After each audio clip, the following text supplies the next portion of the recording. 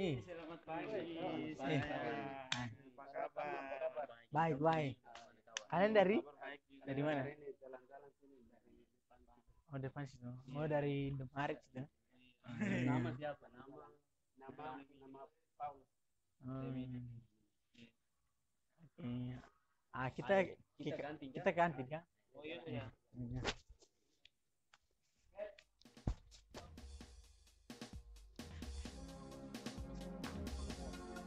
Iya.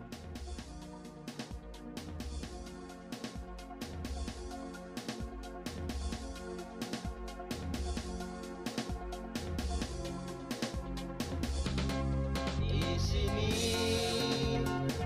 di atas tanah ini, kami berjuang demi harga diri kami. Bersama kebenaran sejarah sang kita kejora, kami kan terus berjuang. Di sini, di atas tanah ini, kami berjuang demi harga diri kami. Bersama kebenaran sejarah sang kita kejora, kami kan terus berjuang. Tak peduli jumlah kami sedikit, karena jumlah bukanlah ukuran. Tak peduli di mana kami berada, kami akan terus berjuang sampai kapanpun dan dimanapun. Berjuang sampai Papua merdeka.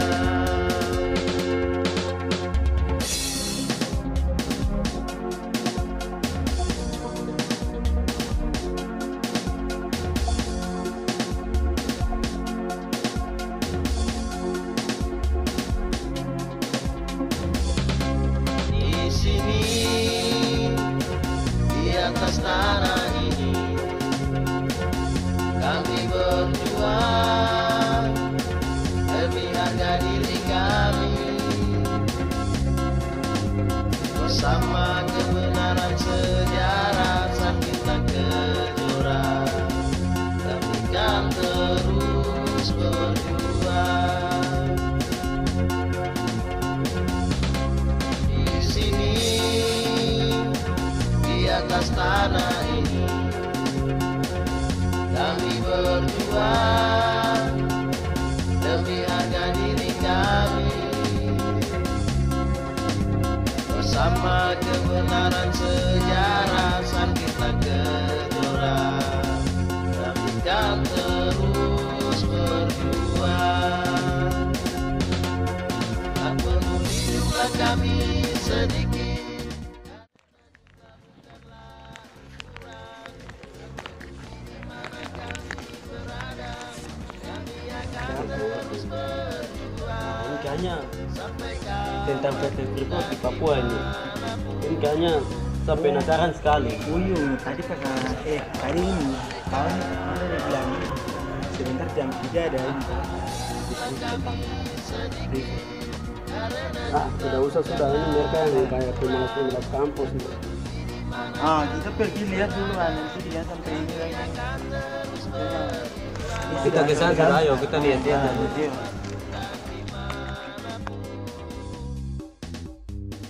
berjuang sampai Papua merdeka. Halo, selamat sore kawan-kawan. Selamat sore. Mari sini dulu. Mari sini dulu. Oke kawan-kawan, selamat datang.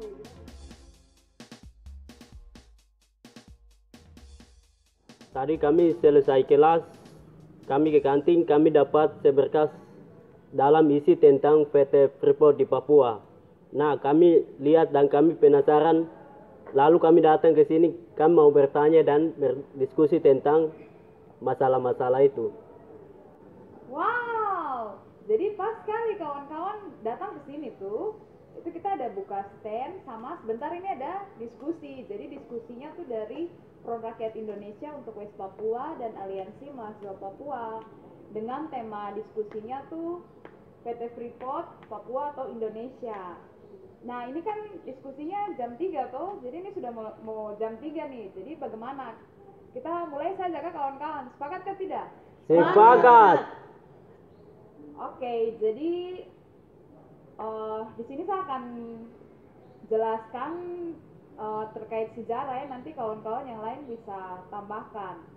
Jadi kalau sejarah PT Freeport sendiri masuk ke Papua itu tidak terlepas juga dengan persoalan politik rakyat Papua itu sendiri. Nah, jadi apa sebenarnya Papua itu kan sudah mendeklarasikan sebagai negara sendiri pada tanggal 1 Desember 1961. Tapi jelang 18 hari kemudian pada tanggal 19 Desember 61 itu Presiden Soekarno mengumandangkan Trikora untuk merebut Papua masuk ke dalam Indonesia. Sehingga akibat dari Trikora ini agresi militer yang sangat kencang sekali dimulai di Papua itu mulai tahun 1961 itu. Kemudian persoalan politik Papua ini juga menjadi pembahasan pada tanggal 15 Agustus 1962 itu pada saat New York Agreement. Itu waktu itu yang membahas kesepakatan atau perjanjian ini hanya negara Indonesia, Belanda sama perantaranya dari PBB tanpa melibatkan adanya orang asli Papua untuk berbicara, untuk mengemukakan pendapatnya secara demokratis bagaimana hak politik tanahnya itu harus ditentukan. Sehingga kita bisa melihat bahwa ada kepentingan-kepentingan dari negara Indonesia maupun negara-negara asing ataupun PBB itu sendiri. Nah, setelah New York Agreement ini juga pada 1 Mei 1963 itu terjadi aneksasi atau pemaksaan Papua masuk ke dalam NKRI. Nah, setelah pemaksaan Papua masuk ke dalam NKRI, itu pada tanggal 7 April 1967 itu kontrak karya PT Freeport sudah ditandatangani oleh Indonesia dan juga Amerika Serikat dan beberapa negara lainnya yang ingin menanam saham di Freeport ini sendiri. Nah, akibat dari adanya kepentingan PT Freeport masuk ke dalam Papua sendiri itu seperti yang tadi saya jelaskan itu, agresi militer secara masif terjadi di seluruh wilayah Papua itu menyebabkan adanya pembantaian besar-besaran, penyiksaan, pemerkosaan terhadap perempuan Papua sehingga ratusan ribu orang Papua itu dibantai, disiksa, diperkosa untuk mengambil atau merampas kekayaan alam yang ada di Papua ini. Nah, setelah kontrak karya Freeport pada tahun 1967 itu jelang 2 tahun kemudian baru dilaksanakan PPRA atau pemungutan pendapat rakyat. Jadi kita sudah bisa lihat bahwa ini masa belum ada hak demokratis yang diberikan terhadap orang Papua untuk menyatakan sikap politiknya mau berdiri sendiri atau mau gabung ke Indonesia, baru sudah dilaksanakan tanda tangan kontrak karya Freeport itu. Jadi ada manipulasi-manipulasi sejarah yang dimainkan. Iya kawan-kawan, itu tadi pengantarnya ya, terkait sejarah. Terus kawan-kawan juga kan sudah dapat selebaran toh, jadi kita langsung diskusi lepas saja ya. Jadi ada yang mau tanggapi atau ada yang mau bertanya, langsung saja sih. Saya mau tanya nih. Saya mau tanya nih. Kemarin kan saya dengar pertanyaan ini diversitasi saham. Nah, saham ini mau bagi-bagi 52%, jadi itu bagaimana?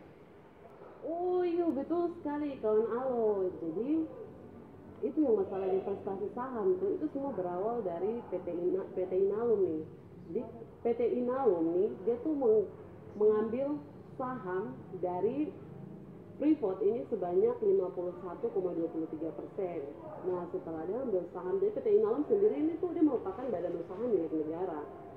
Jadi itu dia mengambil atas nama Indonesia. Jadi otomatis Indonesia mau ambil saham dari Freeport itu 51,23%. Nah, dari 51,23% ini 10% ini kemudian dijanjikan untuk Papua. Jadi untuk Papua ini ada pembagiannya juga. Untuk pemerintah provinsi itu sebanyak 3%, terus pemerintah daerah Timika sendiri sebanyak 7%. Nah, ini yang kemudian dampak daripada saham 10% ini yang sekarang jadi isu terhangat ini tentang pemekaran wilayah Provinsi Papua Tengah. Jadi pemekaran Provinsi Papua Tengah ini tidak terlepas dari itu. Pemerintah daerah Timika ini menginginkan untuk 10% dari PT Inalum ini, dari Freeport ini itu sepenuhnya menjadi milik mereka. Tetapi dengan cara itu mereka harus kembangkan buat pemekaran Papua Tengah supaya utuh-utuh 10% itu jadi milik elit-elit, untuk kepentingan elit-elit politik itu yang kemudian yang kita bisa bilang bupati dan segala macam di kabupaten tersebut tanpa intervensi dari provinsi sama sekali. Seperti itu kawan. Oke. Oh ya, saya mau tanya ini apa militer yang dikirim ke Papua ini ada hubungannya dengan PT Freeport atau tidak? Oh iya, itu ada hubungannya. Jadi kan secara militer masuk kuasai ke wilayah Papua ini untuk menjaga eksploitasi sumber daya alam itu sendiri, karena dia tidak terlepas dari kehadiran militer di sana dari tahun 1961 dan sudah menjaga sudah dikomandangkan oleh Soekarno untuk operasi besar-besaran di Papua. Dan itu dari tahun 1962 sampai 1998 itu sudah pelanggaran operasi-operasi besar yang dilakukan, dan itu pun sudah di daerah Papua itu menjadikan DOM atau daerah operasi militer yang dilakukan itu dari militer menjaga eksploitasi sumber daya alam. Dan tidak begitu saja, tetapi mereka juga cara bagaimana menghilangkan sumber daya manusia itu pun sendiri, karena sumber daya manusia ini menjaga sumber daya alam, tetapi begitu militer sendiri bagaimana cara orang Papua itu menghilangkan. Jadi itu ada militer yang kesana itu dari sekitar 5.000 militer yang sedang kesana, dan itu pun sampai sekarang terjadi di dalam kita lihat sendiri itu sudah mulai orang Papua. Dan begitu mereka militer sendiri ya membuka usaha, begitu pun di dalam pemerintahan itu sudah mereka bangun jalan-jalan keras untuk apa-apa, semua militer yang bergerak. Jadi sudah di bawah tekanan, dan mulai hari ini pun penindasan yang terjadi memang itu rasa pemerkosaan yang memang sekarang sedang terjadi. Itu memang orang Papua sekarang memang benar-benar dirasakan, itu lewat pendidikan, lewat politik, lewat ekonomi sosial pun. Itu yang sedang terjadi sampai sekarang. Dari tahun 2019 ini pun sudah juga masih masyarakat sipilnya masih di luar, itu sudah operasi militer sedang terjadi.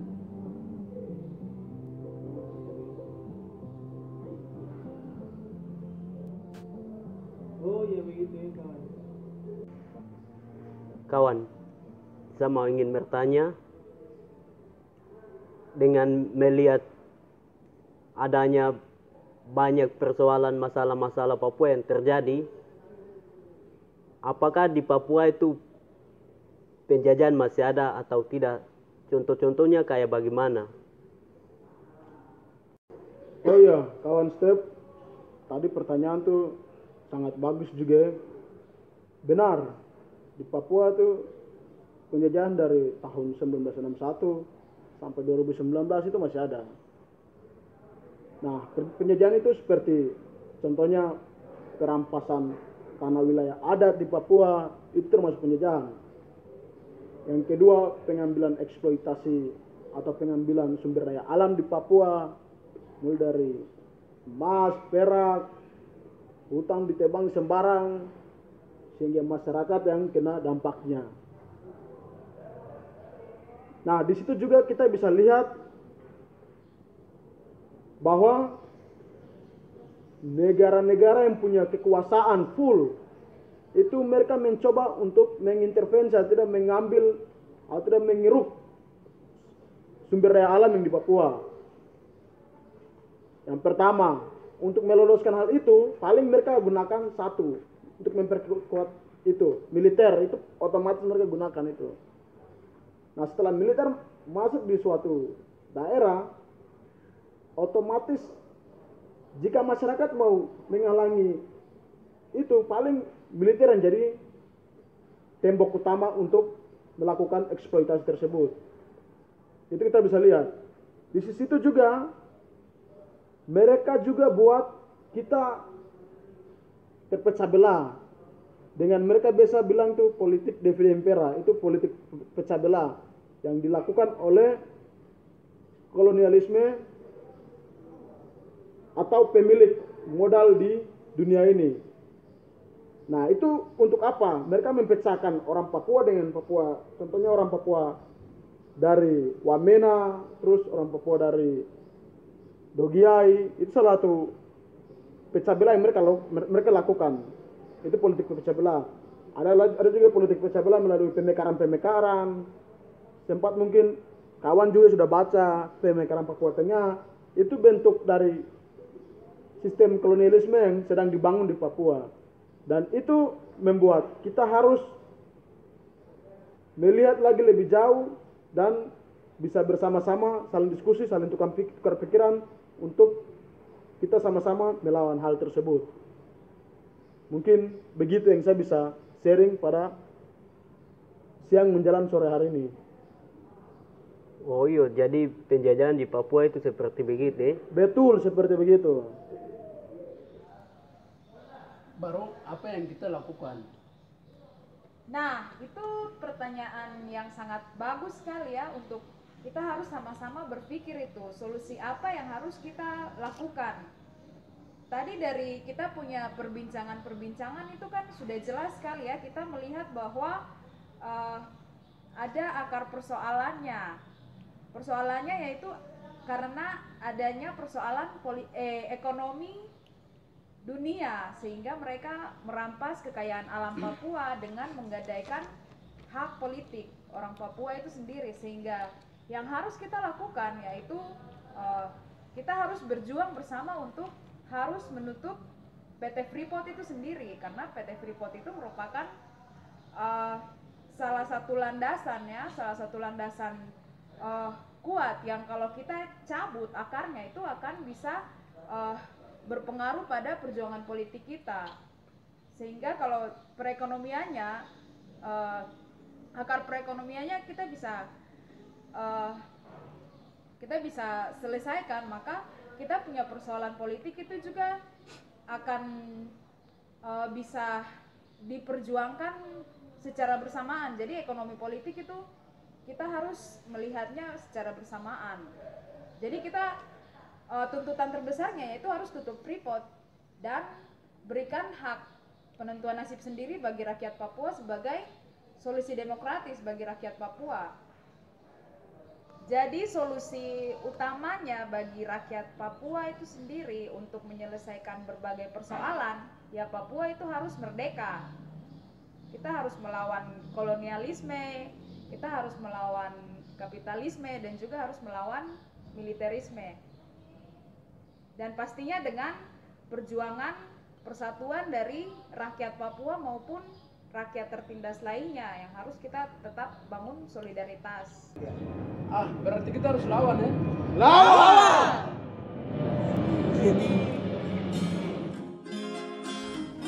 Ayo kawan-kawan, ini ada buku-buku yang coba kamu lihat, buku bagus sekali.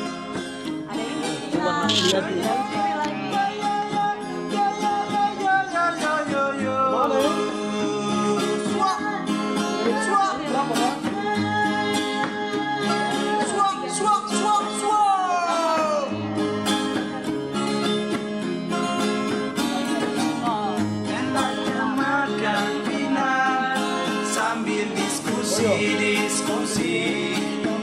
Diskusi tentang kita.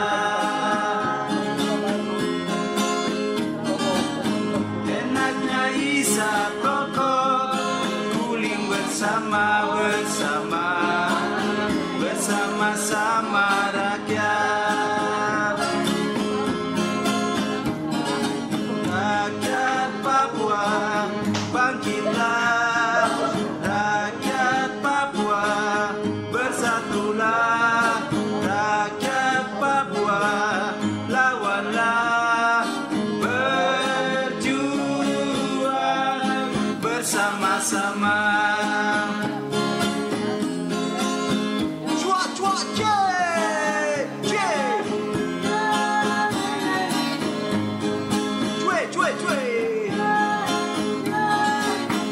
Asiknya di para-para sambil membaca buku rakyat.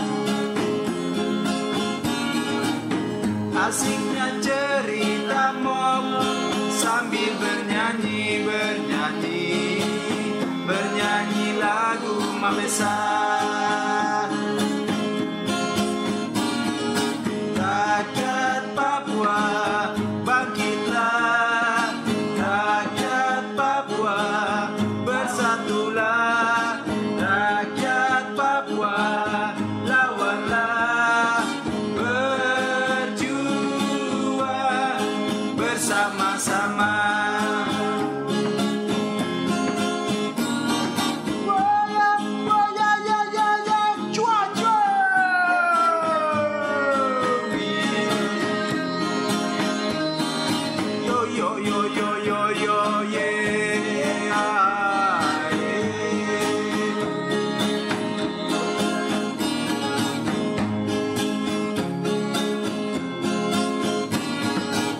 Enaknya makan pinang sambil diskusi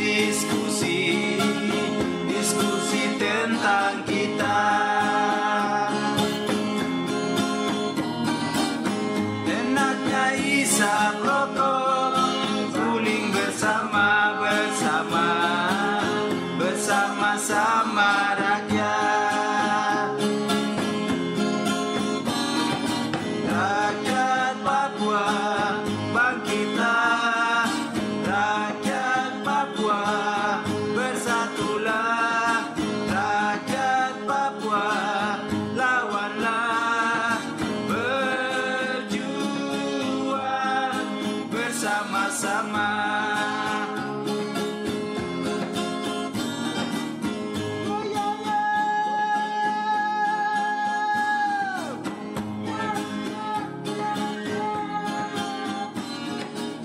Asiknya di para-para sambil membaca buku rakyat. Asiknya cerita mob sambil bernyanyi lagu Mabesa.